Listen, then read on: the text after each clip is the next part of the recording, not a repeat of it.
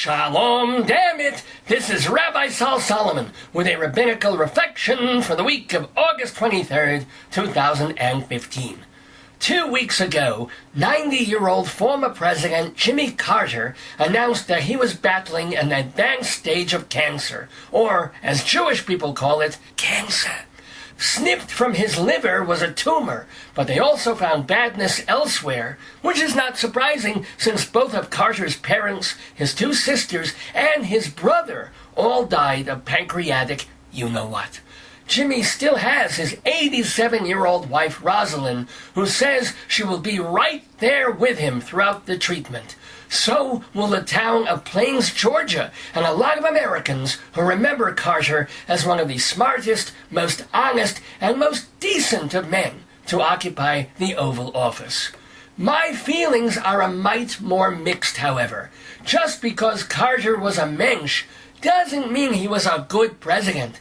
In fact, up until George W. Bush, he was the worst commander-in-chief in 100 years. And, considering that crop included Richard Nixon and Warren G. Harding, that's saying something. In case you weren't around from 1977 to 1981, what you missed was the recession, the oil crisis, the hostage crisis, the Cold War, and the confidence crisis. You know your president is a bona fide schlemiel when he has to go on television to tell everyone, it's not me, it's you. Have a little faith. Faith is hard to come by when you're idling at the gas station for 2 hours on odd and even days, or when you can't find a job to pay what gasoline costs, or you're turning your thermostat to 50 because the mullahs at OPEC want you to.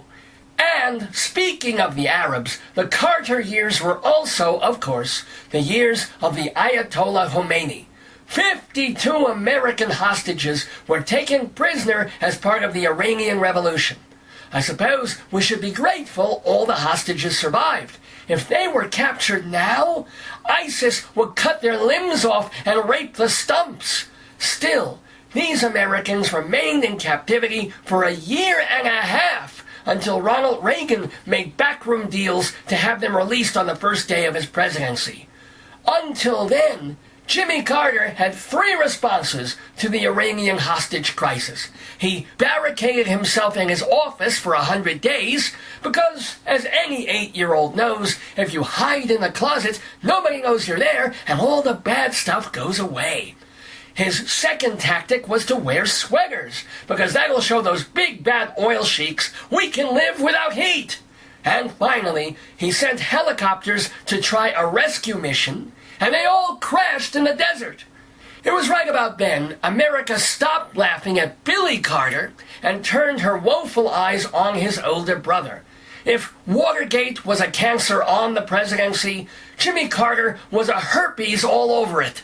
Still, lousy as Carter's term was, I would still want to respect the man. After all, he brokered an impossible deal between Menachem Begin and Anwar Sadat to create a small piece of peace in the Middle East.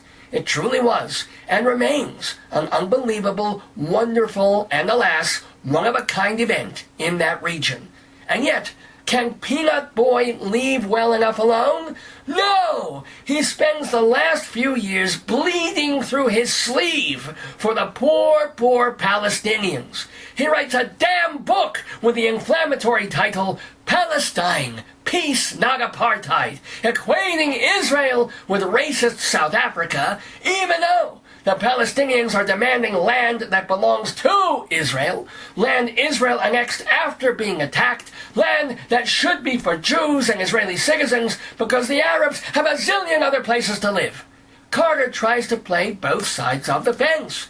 He sometimes makes nice to Israel, saying he doesn't support a boycott of the country over its policies. But then he turns around and chastises Eretz Yisrael for the way she conducts a war against an enemy that's lobbing rockets in her backyard. Like so many liberals and misinformed do-gooders, Jimmy Carter loves to invent a moral equivalency when there isn't one. Both Israel and Hamas are equally wrong and share equal blame, which is not true. And let's harp on Israel, but be really gentle with the Arabs, because we don't want to make them mad. After all, Islam, the religion of peace, blows a ton of shit up peacefully. My main point is, considering his failure at almost every aspect of domestic and foreign leadership, and how he was humiliated by the Ayatollah, a guy who looked like Sean Connery wearing a microwavable heat wrap on his head, Jimmy Carter has as much business telling Israel what to do about the Muslims as Michelle Duggar has telling the Pritzkers how to raise children. Of all people, Jimmy Carter should be the last one to believe you can reason with radicals, bargain with bullies, and mollify murderers. After all, as we speak, Jimmy Carter's body is being invaded by cancer cells that mean him only harm. Should the president's doctors say, well, it's not right to kill these invaders. It's your fault for having a desirable host they want to live in. But tell you what, why don't you sacrifice so you can live in harmony with your cancer? Let them take your pancreas, your liver, your balls, and your bones, and you can live side by side. And they promise never, ever to move into your blood. Or at least not for a week or two. What do you say? I say, Jimmy Carter, you've done some good in this world, so I don't wish you prolonged suffering. Still, if you had to get the big C, couldn't you have gotten it in your mouth? This has been a rabbinical reflection from Rabbi Sol Solomon, Temple Sons of Bitches in Great Neck, New York.